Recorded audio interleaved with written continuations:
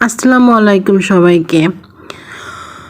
আজকে নিয়ে এলাম আমাদের গ্রাম বাংলার একেবারে দেশি স্বাদের পুরনো দিনের একটি মজার রেসিপি। নাম তার বরিশালের বিখ্যাত তালের খান্ডা।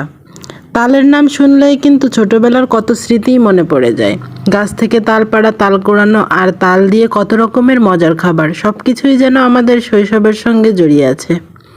আজ সেই তালের কাঠ দিয়েই তৈরি করব এমন একটা মজার খাবার যেটা দেখতে যেমন সুন্দর, খেতেও তেমন মজার। প্রথমে লাগবে ভালোভাবে পাকা একটা তাল। তালটা ভালো করে পরিষ্কার করে ভেতরের নরম কাঠ বের করে নিতে হবে। তাল পরিষ্কার করার সময় একটু ধৈর্য ধরতে হবে, কারণ তাল যেমন মিষ্টি, তাল ছাড়ানোর কাজটা কিন্তু ততটা মিষ্টি না। ভালো করে কাঠগুলো বের করে একটা পাত্রে নিয়ে নিন। এবার তালের কাঠ ভালো করে চটকে নিতে হবে। হাত দিয়ে মাখতে মাখতে তালটা একেবারে নরম করে ফেলতে হবে। তালের আঁশগুলো যেন না থাকে সেদিকে একটু খেয়াল করতে হবে। একটা কাপড় দিয়ে সেঁকে নিতে হবে। জালির সাহায্যেও কাজটি করতে পারেন, কারণ খেতে গিয়ে যদি আঁশ মুখে পড়ে তখন কিন্তু রেসিপির আনন্দের চেয়ে আঁশ নিয়ে যুদ্ধ করতে বেশি সময় লাগবে। এবার এই তালের মিশ্রণের সঙ্গে ভিডিওতে দেখানো পরিমাণ অনুযায়ী চিনি ও প্রয়োজনীয় শুকনো উপকরণ যেমন নারকেল, সামান্য একটু লবণ দিয়ে দিতে পারেন। সব কিছু একসঙ্গে ভালো করে মিশিয়ে নিন। মিশ্রণটা যত ভালোভাবে মেশানো হবে, তৈরি হওয়ার পর খান্দাটাও তত সুন্দর ও মজার হবে। দেখতেই পাচ্ছেন মিশ্রণটা ধীরে ধীরে বেশ ঘন এবং মসৃণ হয়ে আসছে।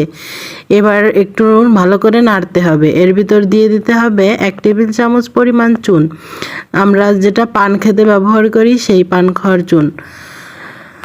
দালচিনি আর চুন, নারকেল একসঙ্গে মিশিয়ে যখন এমন এক সুন্দর কমলা রং ধারণ করবে তখন দেখলেই কিন্তু খেতে ইচ্ছে করবে। সত্যি বলতে কি, এই পর্যায়ে এসে একটু চেখে দেখতে ইচ্ছে করে, কিন্তু না, আজকে অতিথিদের জন্য রেখে দিচ্ছি।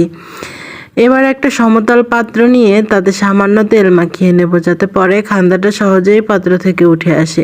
এরপর তৈরি করা তালের মিশ্রণটা তালের মধ্যে ঢেলে সমান করে ছড়িয়ে দিতে হবে। হাত বা চামচ দিয়ে সুন্দরভাবে সমান করে দিন, যাতে সব জায়গায় সমান পুরুত্ব থাকে।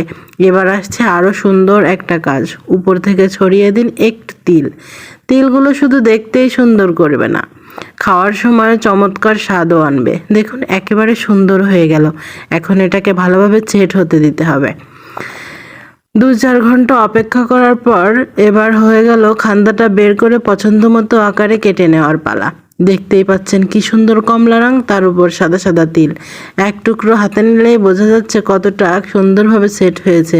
আর এই রেসিপির আসল মজাটা কিন্তু খাওয়ার সময়। এই হলো আমাদের আজকের বরিশালের বিখ্যাত তালের খান্ডা। তালের মিষ্টি ঘ্রাণ, সুন্দর রং আর ঘরোয়া স্বাদ সব মিলিয়ে একেবারে জমজমাট একটা দেশি রেসিপি।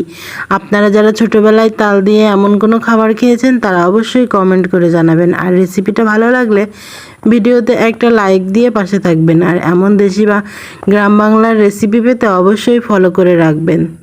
তালের মৌসুমে তাল খাওয়া হবে, তাল দিয়ে রান্না হবে, আর পেটও খুশি, মনও খুশি। আল্লাহ হাফেজ।